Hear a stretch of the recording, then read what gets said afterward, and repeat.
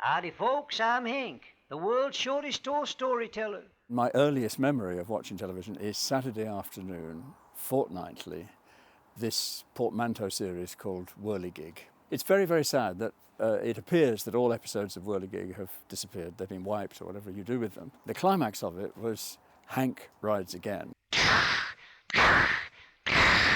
which began with a ventriloquist, Francis Coudrill, in a check shirt, sitting there with Hank, and would then morph into an animated story. My name is Hank the Cowboy, I'm mighty strong and tough, and I ought to run for sheriff, but my legs ain't long enough. Francis Coudrill put on the Mexican accent, put on the Hank accent, but this is a very British take on an American piece of popular culture. It's sort of refracted through a very British phenomenon.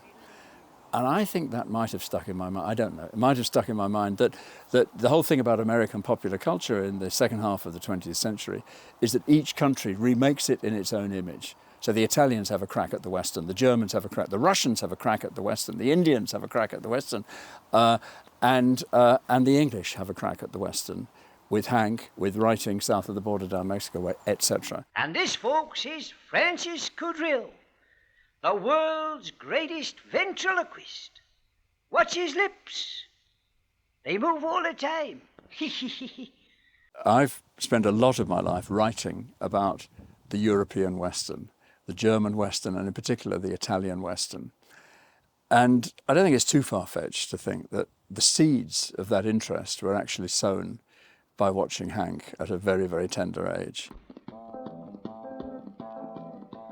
Well, folks, I lost no time getting on the trail of Mexican Pete and the stolen formula, yes, sir. Hank's full of stereotypes that are rather questionable. Big chief, dirty face, me always in disgrace. Mexican Pete, the bad bandit, who sang to the tune of the Mexican hat dance. I'm Mexican Pete, the bad bandit I always will be, etc. So these are stereotypes, but A, they're good-hearted. I mean, there's no bitterness about them. They're good-hearted. But B, they're really about the movies.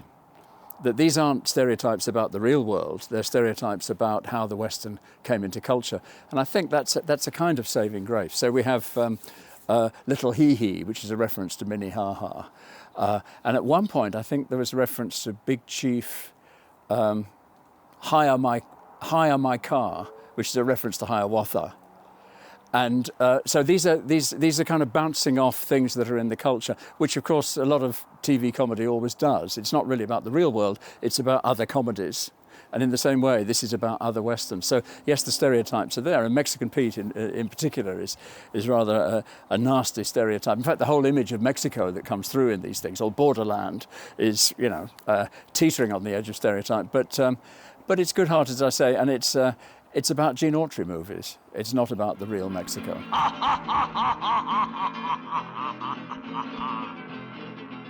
Stealing that formula was like stealing the candy of the baby and was a lot more lolly.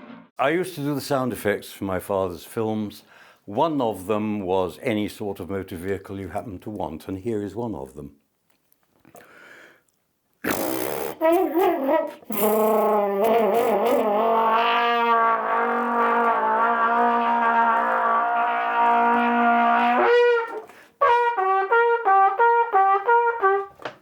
He got it all from the movies, yes. Plus a considerable intuition about things.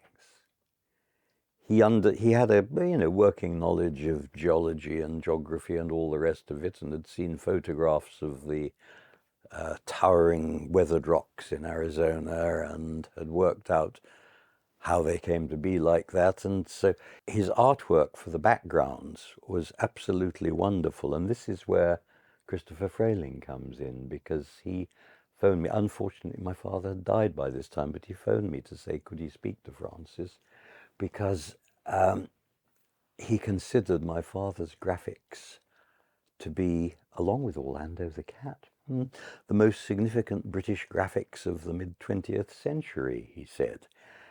The use of chiaroscuro was quite extraordinary.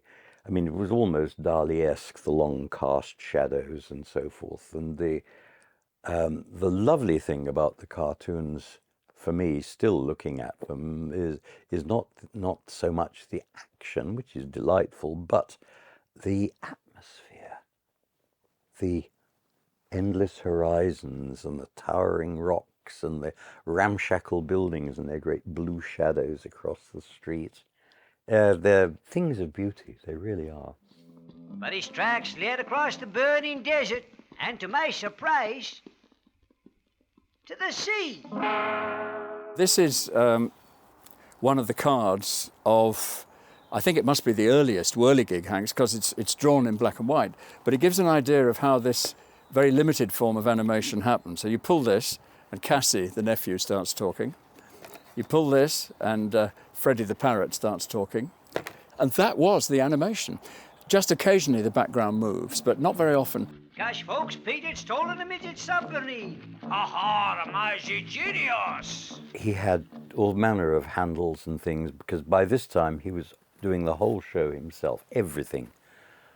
The drawings, the voices, the animation, and the little animated creatures that would gallop across the skyline, and the handle to wind so that the scenery went past like that.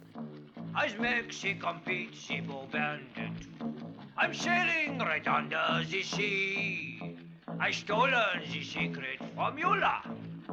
I sell it for lots of money. Francis Coudrill moved to Cornwall in the 1960s from Beaconsfield, where he made the films of the 1960 to 61 BBC series at home, shot with a 16mm camera. And how he really managed it all, I do not know, because it was extraordinary, and he would work solidly for about 9 months to do all of his series or whatever, and then completely collapse. We'd come back here and he would just be. I was tipped off that a box was coming up for sale, one of the lots. So here's Hank as he appears in the series. He's looking a little bit sorry for himself, and there's Silver King, who still winks, which is nice, and there's Mexican Pete. It is amazing to have these artifacts. Well, what happened, Hank, when you returned the stolen formula to the old professor? Oh, he just laughed like a jackass.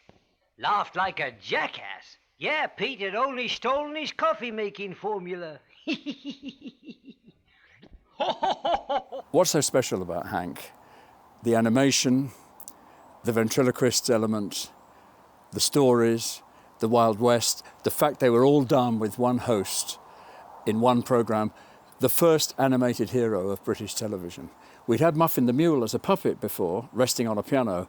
What we'd never had is someone wandering around an animated Wild West. That was new. Well, folks, guess time for me to hit the trail. So adios, amigos. Adios. I am beyond delighted to have you here and be talking about the dear old boy and his work. It touches my heart very, very deeply. Hit the trail to dreamland, little cowboy. Hank's last appearance on British television, on any television, was 1961, at the end of that cycle of freestanding films. Hank Rides Again, 1960 to 61, until now.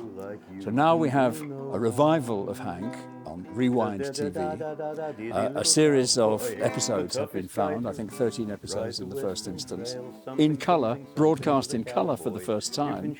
So here we have Hank Really Does Ride Again, and again, and again. Hit the trail to dreamland, little cowboy, where the prairie grass will whisper you a song, and the moon hangs like a lantern o'er the mountains, and a buckaroo like you can do no wrong.